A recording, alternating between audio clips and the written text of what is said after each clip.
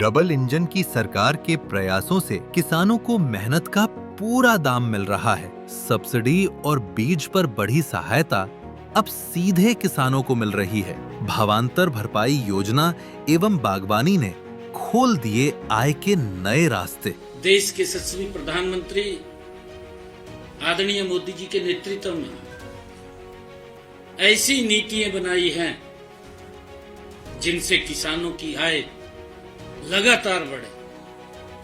ये हमारी सरकार मोदी जी के नेतृत्व में डबल इंजन की सरकार चल रही है कि हमारा किसान सशक्त हो, मजबूत हो, और उसको लेकर के हमारी नीतियां लगातार उनकी आय बढ़ाने के लिए काम कर रही है।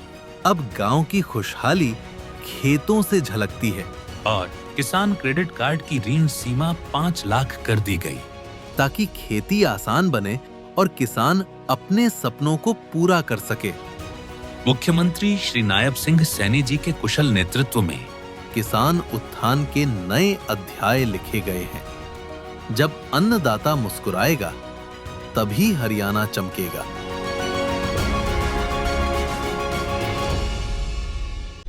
दुनिया की सबसे तेजी से बढ़ती हुई अर्थव्यवस्था को जो व्यक्ति डेड इकोनॉमी बोलता हो, उनकी बातों में क्या भरोसा करें। अमेरिका ने अपने एलाइज के बाद, एलाइज मींस यूरोप और जापान, साउथ कोरिया को छोड़ दें, तो सबसे कम टैरिफ भारत पर लगाया है। उसके लिए राहुल गांधी जी कहते हैं कि आज समर्पण कर दिया। मैं ये एक्सपेक्ट नहीं करता कि मेरे देश का एलओपी जबरदस्ती किसी को झप्पी पा देता है। मैं ये एक्सपेक्ट नहीं करता कि मेरा देश का एलओपी देश के लिए, देश की संसद में खड़ा होके ये पूछता है कि हमारे कितने फाइटर गिरे।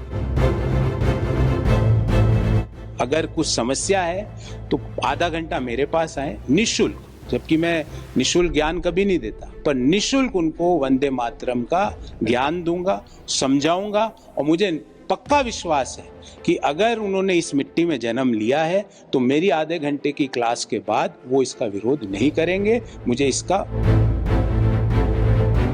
ये क्या उनको कल रात्रि में दिव्य ज्ञान स्वप्ने में आया।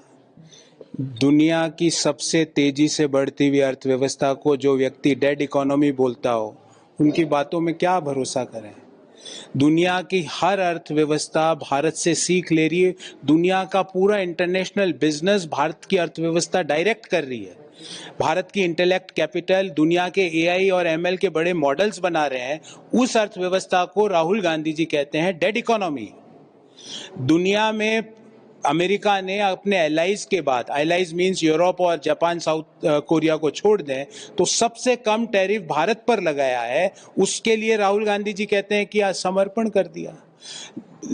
27 यूरोप के देशों के साथ एफटीए 27 जनवरी 2026 को होता है, और जिसके कारण देश के एमएसएमई सेक्टर यूरोप और अमेरिका के बाजार में जाके अपने सामान को बेच पाते हैं। उसके लिए राहुल गांधी जी कहते हैं कि समर्पण कर दिया। अगर युवाओं को नौकरियों का सृजन करना समर्पण है तो हम समर्पण करा। अगर एमएसएमई को ताकत देना समर्पण राहुल गांधी जी की डिक्शनरी में है तो ये हमने किया। अगर किसानों को उनकी उपज का सही मूल्य दिलवाना अगर राहुल गांधी जी की डिक्शनरी में समर्पण है, तो हम किसानों की उपज को हर जगह पे सही मूल्य दिलाएंगे। हम आपकी सोच से नहीं चलेंगे। देश युवाओं की सोच से चलेगा, महिलाओं के सम्मान की सोच से चलेगा। देश विकसित भारत के संकल्प को ले चुका है, और हर राज्य विकसित राज्य से ही विकसित भारत का संकल्प पूरा होता है। ये चीजें राहुल गांधी जी को समझ में नहीं आ रही। मुझे ऐसा लगता है कि उनको प्रधानमंत्री जी के प्रति उनकी जो व्यक्तिगत द्वेष है, गुस्सा है, उसको परे रख के एलओपी के रूप में कार्य करना चाहिए, क्योंकि देश के एलओपी एक संवैधानिक पद है। हम सभी करदाता उस पद के लिए पैसा देते हैं। उनका जो घर है, ऐशो आराम, सिक्योरिटी, गाड़ी घोड़े, वो जब मैं ये कागज खरीदता हूँ या कॉपी खरीदता हूँ, जीएसटी देता हूँ, उससे मिलता है। तो मैं अपेक्षा करता हूँ कि देश का एलओपी सीरियस बात करे, डाटा के साथ बात करे, बजट में जाकर राजनीतिक बातें ना करें। एक बुरा न मत मानना, पर ये एक्सपेक्ट नहीं करता हूं मैं कि मेरा देश का एलओपी सीडीओ में खड़ा होकर किसी सांसद के लिए अनर्गल टिप्पणी कर देता है।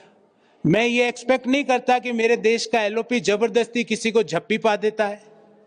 मैं ये एक्सपेक्ट नहीं करता कि मेरा देश का एलओपी देश के लिए देश की संसद में खड़ा होके ये पूछता है कि हमारे कितने फाइटर गिरे। अरे हमने कितने फाइटर गिराए इसका ब्यौरा दो। ये पूछना एक्सपेक्ट करा था मैंने देश के एलओपी से, पर वो पूछ रहे हमारे कितने फाइटर डाउन हुए। मुझे लगता है कि भारत नरेंद्र मोदी जी का विरोध करते करते एलओपी देश का विरोध करना शुरू कर चुके हैं और उनको इसका सोच को बदलना चाहिए। कुछ वंदे हैं उसको लेकर मुस्लिम पर्सनल बोर्ड जो है वो विरोध कर रहा है। देखिए, अब मैं यहाँ पे अर्थशास्त्री के रूप में आया, पर फिर भी आपको जवाब दूंगा।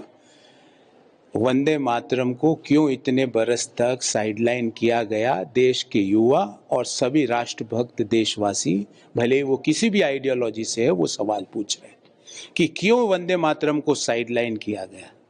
क्योंकि एक पर्टिकुलर कुछ और उस धर्म के भी कुछ लोग, मैं ये नहीं कहता कि पूरा मुस्लिम समुदाय वंदे मातरम, कुछ लोग अपनी राजनीतिक ठेकेदारी को चमकाने के लिए उसका विरोध कर रहे हैं। उनको अगर कुछ समस्या है तो आधा घंटा मेरे पास आए निःशुल्क, जबकि मैं निःशुल्क ज्ञान कभी नहीं देता, पर निःशुल्क उनको वंदे मातरम का ज्ञान दूंगा, समझाऊंगा।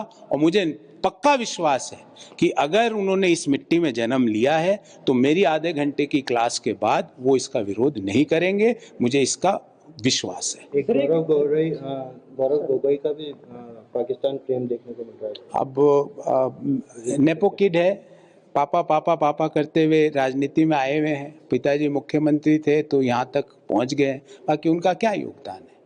क्या उन्होंने अपने प्रांत के लिए सकारात्मक सोच का एक भी काम किया है?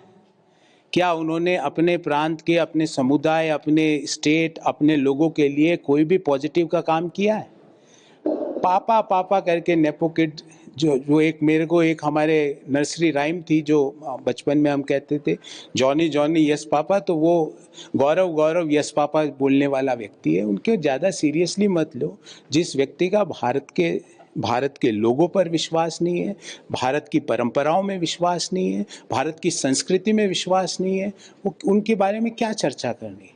उनको तो असम के लोग वापस उनका आईना अभी दिखा देंगे।